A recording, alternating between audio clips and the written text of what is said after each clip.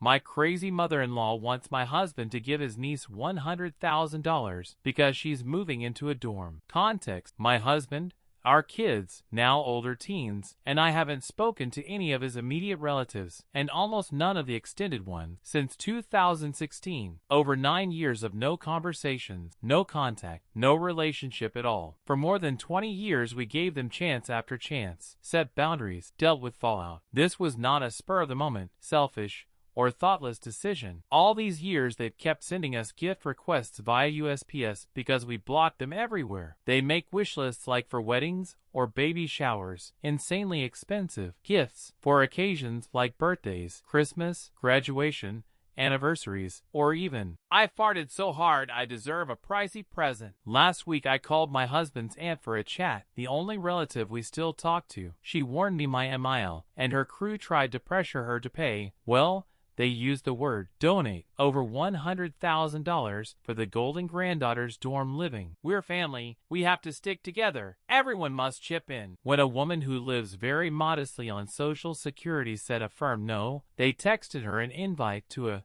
dorm shower anyway and said it was beyond absurd. Not to mention, they openly asked for cash for the graduation. Meanwhile, old acquaintances and childhood friends started calling and texting. My husband and I grew up in the same town. His relatives still live there, but we moved about 4 hours away. People said Emile and company were pestering them to get our new contact info. We changed numbers and blocked them everywhere. Last week I got a printed invitation by mail, plus 3 different store registries. Out of curiosity we looked. The cheapest item was a set of washcloths for $60, then a $120 power strip, and the prices only went up to $2,000. There were even industrial appliances you're not allowed to have, let alone use, in a dorm. Why were those even there? Then came calls from unfamiliar numbers. They all went to voicemail. Emile left a message. "Son, it's your mother. Your niece is leaving for college, and we need you to give $100,000 for her housing. We also sent you, apparently you,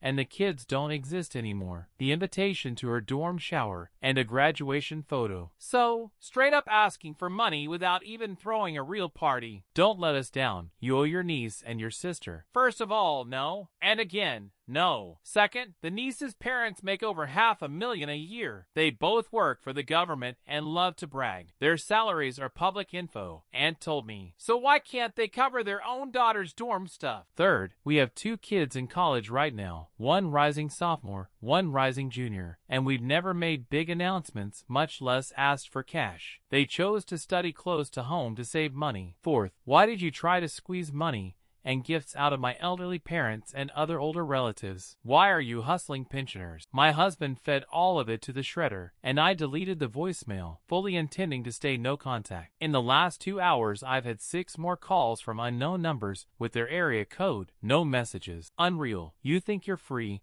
and they try to drag you back into their mess. The nerve. They haven't even asked about their actual grandchildren they claim to love with all their heart. Edited for clarity. This is actually 2 separate asks. 1, $100,000 for dorm housing and meal plan, basically rent and food. 2, registries for a dorm shower at specific stores where guests are expected to buy from the list. We don't know how Emile got our number. A friend suggested someone gave them our address. They already had it. We still have friends and relatives in our hometown. Many attend the same church some of Emile's family goes to. Likely that's the leak. We did give our updated contacts to our own friends and relatives. Somehow Emile got the number anyway. No one has admitted to giving it out. I keep getting lots of no-message calls from unknown numbers. Emile has only left the 1 voicemail. We tried reverse lookups. No luck. At a minimum, Emile has our number. We're not sure the other calls are her, but the sudden spike lines up with her message, so we suspect it's all connected. I'll update if anything else pops up. First update, we're continuing full ignore. No gifts, no $100,000 donation, because the only thing they want is a reaction or a conversation. We refuse to argue, and we won't comply, so we ignore. Our silence is a clear signal. They have 0 value to us. That makes them absolutely come unglued. We set up Google Voice. All other numbers get blocked on the home phone unless they leave a message or are in our contact. So far Emile has left just the one message, but we've had at least 50 no-ID calls we suspect are her minions. I still don't get why they'd need $100,000 for dorm and food. The math doesn't add up. I spoke to my cousin. She's a lawyer, though not in our state. She passed everything to a retired professor who used to practice. He said the best thing is to keep ignoring. There's not much to do legally. Annoying,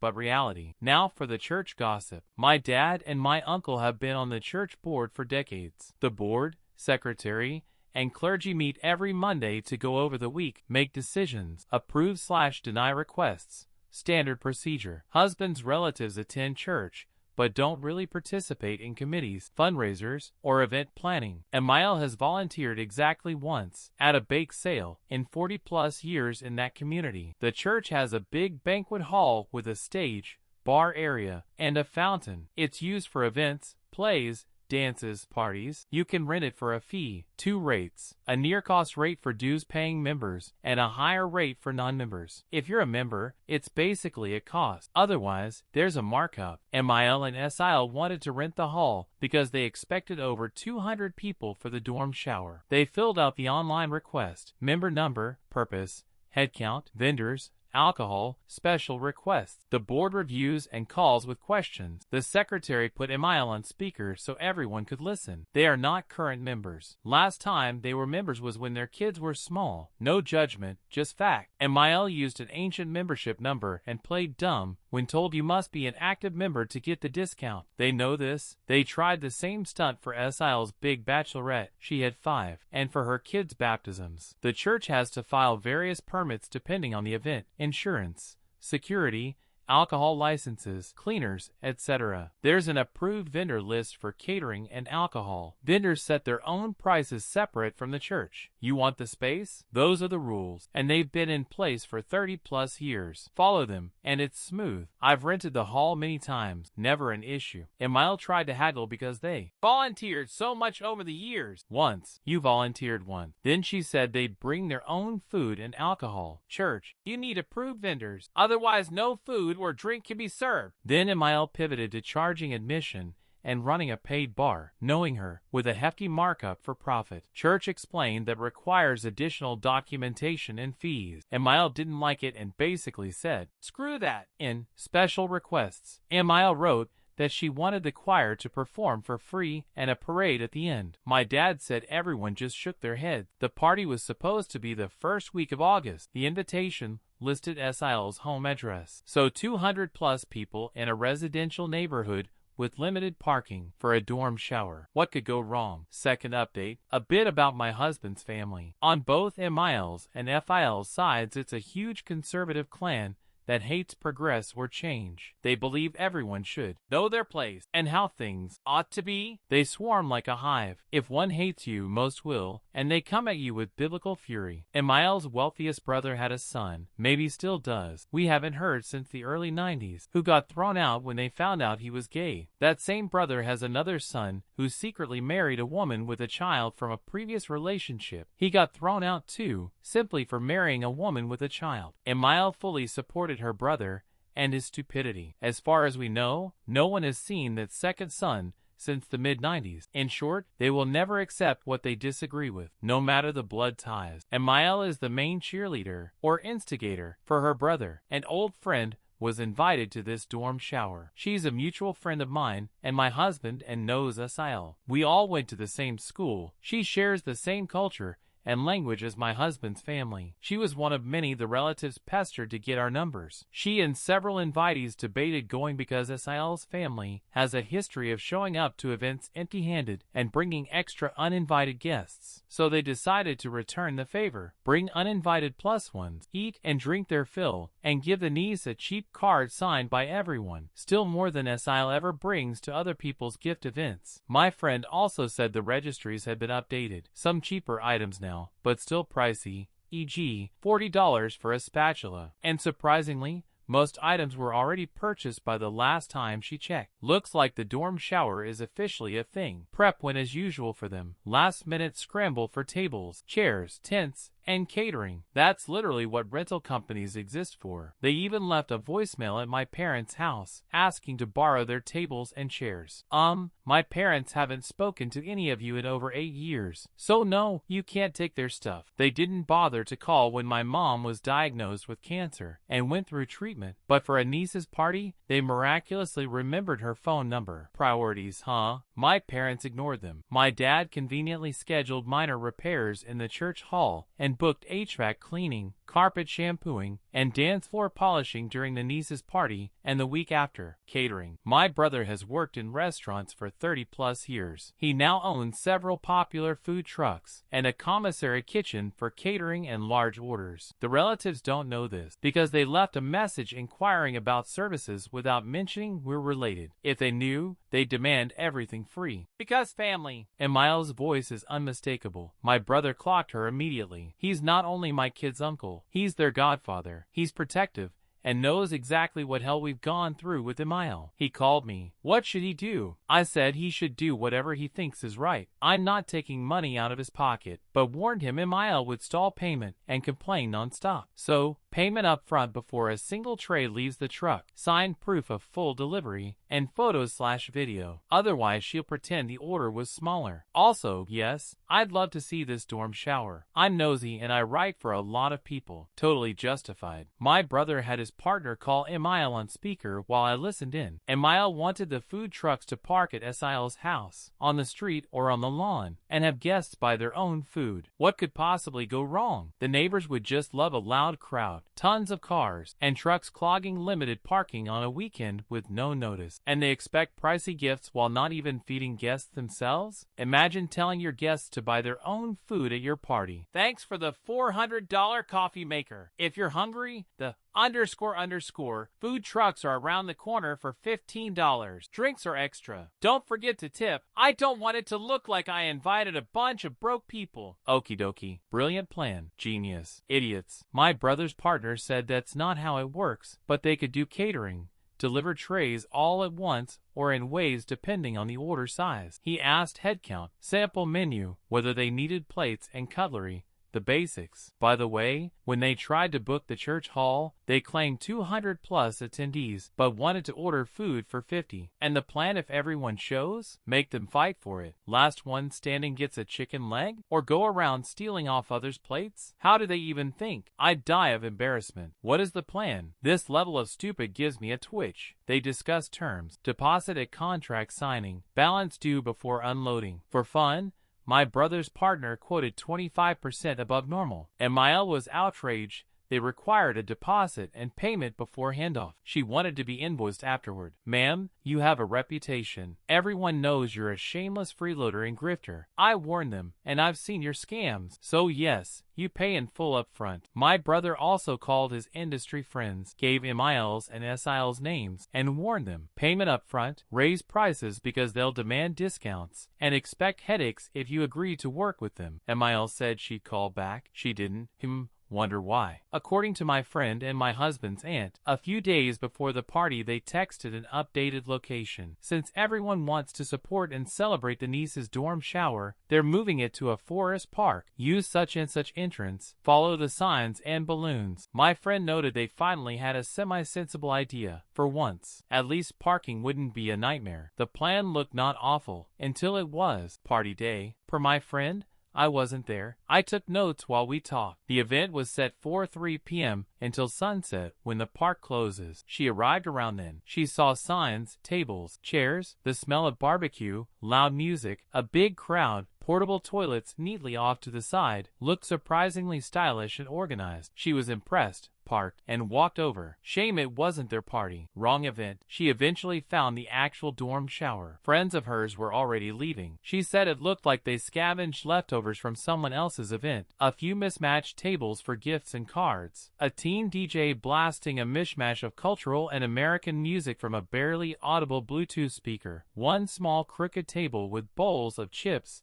and pretzels swarmed by flies and gnats. Some plastic cups and napkins, and nothing else. Some guests had apparently gone to McDonald's or Taco Bell, and were eating their own food as she walked by saying hello. No buffet, no barbecue, no hint there would be any. Under a tree sat a couple of beer kegs and buckets of ice. No tents, no tables or chairs, no toilets, aside from the porta potties rented by the other group, and they made it clear they weren't sharing. My friend came straight from work and was told to find somewhere else to pee. Asael had dragged a few chairs from home for the older relatives. Everyone else stood or sat on the grass. Yep, exactly as expected. No food, no shade, nowhere to sit, nowhere to pee, but booze for days, hydration matters, and a nicely staged gift table. My friend didn't see any other food or drinks, and no one offered her anything. The clan turned out in full force. People really showed up. She guessed around 150 attendees, give or take. Relatives, friends, parents, lots of school friends. Looked like the niece hauled in a mountain of gifts. My friend waited to greet her own friends and then planned to leave. No food,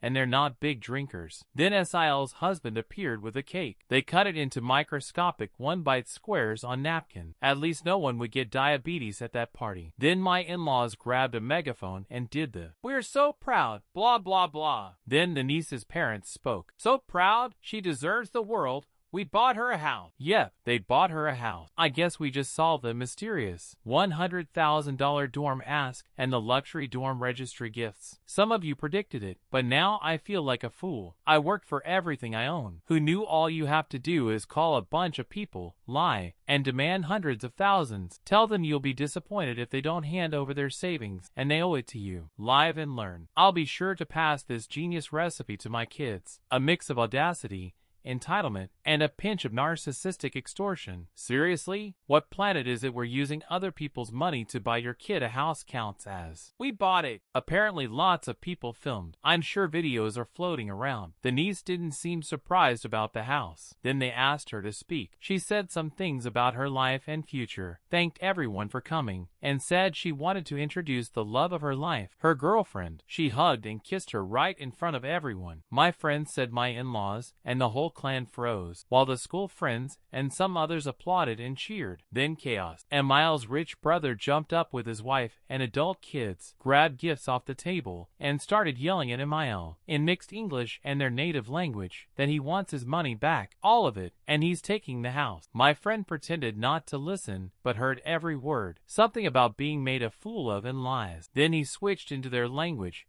and started shouting crude slurs as they stormed to the parking lot. Looks like Emile did get her parade of idiots. My friend said Emile, and Asael ran after him. She couldn't hear the rest. Apparently the uncle's son also yelled at Emile and Asael. Lots of shouting. The rest of the clan seemed to scatter. Some grabbed their gifts back. Others just left. The remaining guests stood in awkward silence, unsure what to do. The niece and her girlfriend just went back to their friend group. The niece didn't cry or look upset. It seemed she didn't care. My friend didn't notice where Asael or the niece's dad went. They disappeared after their speeches. She was stunned. She got to her car, told her friends not to come, drove home, and called me with a full report. I don't think the niece's parents or my in-laws knew she had a girlfriend. If they had, they wouldn't have publicized it or thrown a party with highly conservative relatives they had just shaken down for money. I called my husband's aunt and told her everything. She hadn't heard yet, but said Emile's brother and his son are control freaks you don't want to cross. She wasn't surprised. Third update. Favorite New York aunt got the inside scoop. She's married to one of Emile's brothers. Her husband has serious health issues and needs extra care, so she maintains necessary contact with the clan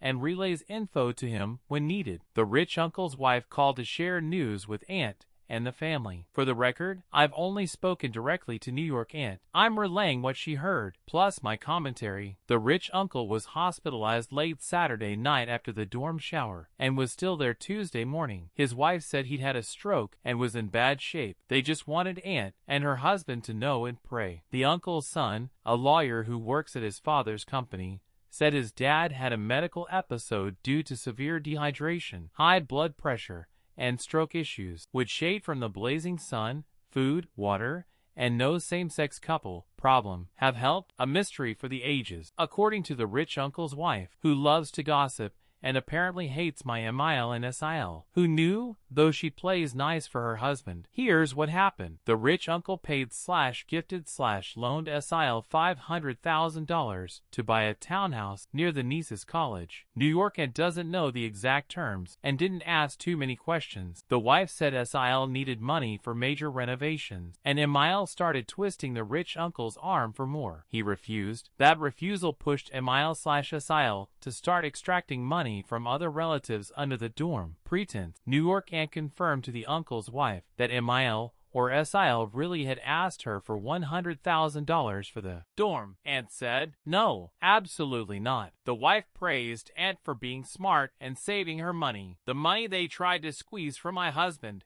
and Aunt was supposed to go toward renovating the townhouse basement into a big bunk room plus 2 extra bathrooms and a common lounge, so SIL's other kids could come every weekend." The wife said Emile and SIL burned through other people's money. "Exactly. Why is it anyone else's job to renovate SIL's house?" Emile planned to live with the niece to help her settle in. The wife thinks the closing was late June or early July. Sounds like the niece's dream. A nosy grandma next door and a house full of siblings every weekend. Perfect atmosphere. Then the wife gave her version of the dorm shower. The rich uncle's family hadn't planned to go, but Emile told them the dorm shower was actually a cover for a surprise party honoring the rich uncle. Everyone was supposed to pretend they came for the dorm shower. Then, surprise, a celebration of the uncle and all he's done for the clan. That probably explains why so many far-flung relatives showed up. So, they forced everyone to come with expensive registry gifts for the niece, when the event was supposedly for the uncle. Great, flawless logic. The genius continued. The uncle's wife said they drove over 5 hours to attend. They saw the nice tent and food at the other event and thought it was for his surprise party. They were pleased until they realized it wasn't. When they understood the party wasn't for him and saw what the dorm shower actually looked like, the uncle's family was furious at the disrespect, especially with a classy event right next door showing what could have been done with a little effort. They waited through the speeches hoping he'd at least be honored verbally. Of course, he wasn't. The wife said he wasn't even mentioned or thanked for fronting the house money. I won't lie, that would enrage anyone. Then she said the niece gave a speech. Said she's one of those, and that it's against God's will. Her words, not mine. The wife was very angry. She also admitted that in their rush to leave they accidentally grabbed gifts that weren't theirs, and what they took turned out to be junk, i.e., stuff that can't be returned. New York Aunt had to pretend her husband was calling so she could end the conversation and laugh out loud at the stupidity. She said she'd call back later to check on him. Aunt thinks the uncle's meltdown was the result of all the _ hitting at once, and that's how he ended up in the hospital. Aunt phoned the uncle's son at the hospital to offer sympathy and help if needed. In Aunt's words, he's the "I'm smarter and better than everyone" type. He said his dad will be fine, but needs monitoring to avoid complications. He added that he'll be running the company for the foreseeable future. Aunt casually mentioned she'd spoken to his mother and heard about the dorm shower and Emile/SIL's stunts. She said she was sorry they had to endure that, and that his dad ended up in the hospital because of it. How humiliating and disrespectful it must have been, especially after all the money the uncle's given them. "They're so ungrateful. Never bite the hand that feeds you," the uncle's favorite saying. She admitted she pressed every sore spot on purpose. The son said Emile and SIL will no longer deal with the rich uncle. Going forward, they'll deal only with him, and this will stop, and told him he's now the head of the family, and she's always known him as fair and reasonable. Translation: self-satisfied, power-hungry jerk. But she kept that to herself. He must protect his ailing father and family. His poor parents shouldn't suffer like this. She said she's always there if they need anything, then asked if she could speak to the uncle. "Unfortunately, he can't. He's eating breakfast." "Thanks, Aunt." Fourth update. Looks like Emile is about to get a serious dressing down, and New York Aunt is delighted to deliver it. Emile is a brazen, narcissistic, perpetual victim freeloader and grifter. She, FIL, and the other kids, except my husband, live as if the world must serve them and bend to their demands. Emile is the youngest in a wealthy family, and it shows. Her older brothers spoiled her and stayed incredibly generous into adulthood. She knows if she pushes hard enough, she gets what she wants. Example: when Emile's brothers bought jewelry for their wives or daughters, Emile would throw passive-aggressive tantrums until someone bought something comparable for her and for SIL. I'm quietly amazed none of the brothers' wives has strangled her after years of demands, tantrums, and stupidity. Brotherhood of blood, aka the rich uncle, paid for a luxury kitchen remodel because my incompetent idiot brother-in-law and my eldest son lacks even the common sense God gave a goat. He was over 30, lived with his parents, watched a couple of home renovation shows, and decided he was handy Andy, fully capable of gut renovating in my eldest kitchen. Because sure, who needs training?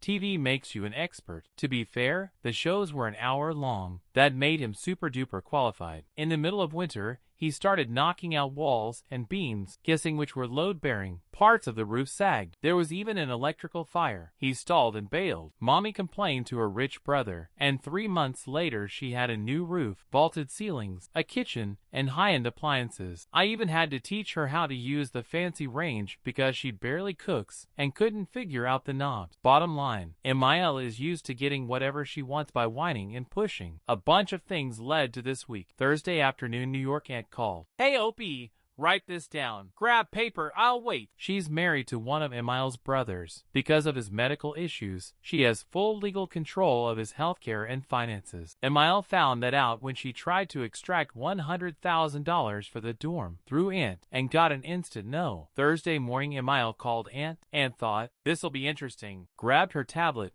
hit record, then answered. She played me the whole call. I heard every word. Just hearing Emile's voice tightens my nerves and makes the hair on my arm stand up. I cannot stand that bitch. Sorry, back to the call. Normally Aunt says, "Hello," and Emile snaps, "I want to talk to my brother." No pleasantries. Her style is cold and condescending, like you're beneath her notice. I've had that treatment plenty. But this time Emile was suspiciously sweet, using a baby voice. Aunt's alarms went off. Emile clearly wanted something. It just wasn't clear what. Emile asked about Aunt's kids and their families. She never does. How Aunt was managing her husband's care. How her summer was. Whether they'd gotten the dorm shower invitation. Aunt answered calmly, then asked, "So how did the dorm shower go?" Emile said it was perfect and how their family missed Aunt's family. She gushed about the perfect weather. Everything perfect.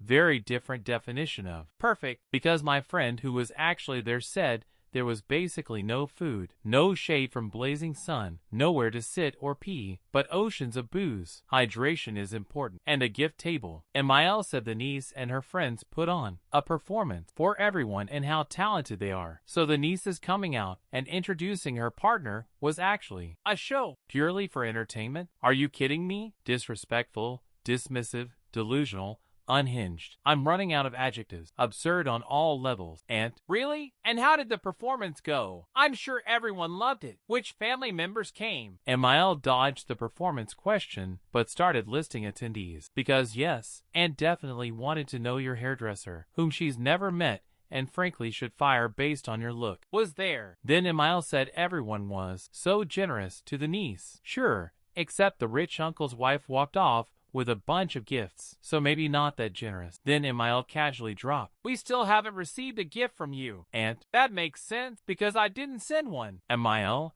in a faux surprised, accusatory tone. "Why not? You were invited, and there it was." Aunt, in the calmest, most neutral voice I've ever heard from her. She's usually very expressive. Emile, remind me, what did you send my children when they left for college? And when they graduated? And when they got married or had kids? Then she waited. She waited so long I thought the call had dropped. That's how long the pause was. Emile, in her usual nasty tone, "Can I talk to my brother?" Aunt, "He's unavailable, but I'll tell him you called. Oh, by the way, how is your brother, the rich uncle? I heard he's in the hospital, and that his son is taking over the business." Boom! New York Aunt knew everything. She not only outplayed Emile, she did it with style. Emile hung up. I needed a minute to process. I howled laughing at my idiotic Emile's audacity. I even asked Aunt to replay the recording because I forgot I was supposed to be taking notes. Thank you, Aunt. That's all. Thanks for listening to this story to the end. Tell me in the comments if you liked it. Half of you will probably call it dirty gossip, and the other half will love it. I'm curious what you think. Check out our previous videos right here, and be sure to subscribe if you somehow haven't yet. Good luck.